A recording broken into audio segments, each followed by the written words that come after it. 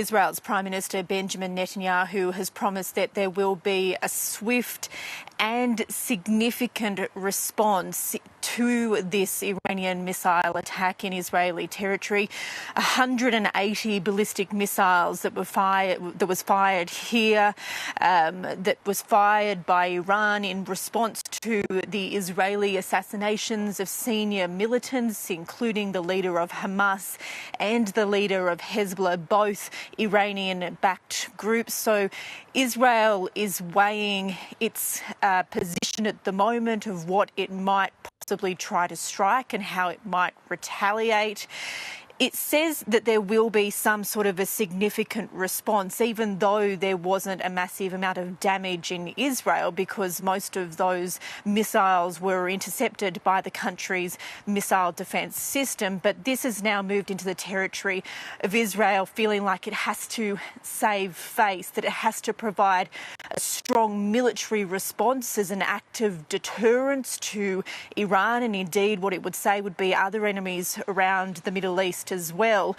Now is the consideration, though, of what kind of a response that would be, whether or not that does include, as you mentioned, attacks on Iran's nuclear facilities. But Israel would be aware that it is walking a pretty delicate line at the moment between making sure it doesn't provoke Iran too much into escalating this into a further war, because indeed we have heard from Iran's president, who has said that any Israeli attack would preempt a further Iranian response. We will protect our country's integrity at all costs. The European countries, America, need to put Israel in their place. If the Zionist regime does not stop its crimes, it will face harsher reactions. It won't be simple. Next time, if Israel wants to do things like this and disturb our safety, we will disturb their security. And Ali, in Lebanon, the fighting continues. Israel already seeing losses on the ground there.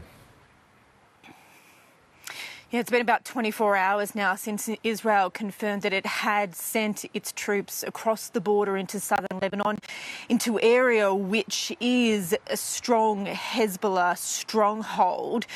8 Israeli soldiers have been confirmed dead by the Israeli military today, and I guess that gives you a bit of an understanding of how the dynamics of this fight between Hezbollah in southern Lebanon and Israel is now changing. It has moved from mainly Israeli airstrikes in those areas to this ground-to-ground combat between the militants and Israeli soldiers, and this is in an area where Hezbollah in some respects will have the upper hand because they know the terrain, they know the territory, they know how to fight in those areas. So Israel's Prime Minister has expressed his sympathies and condolences, but he has said that this doesn't mean that Israel won't be pushing ahead and pushing further into this ground incursion.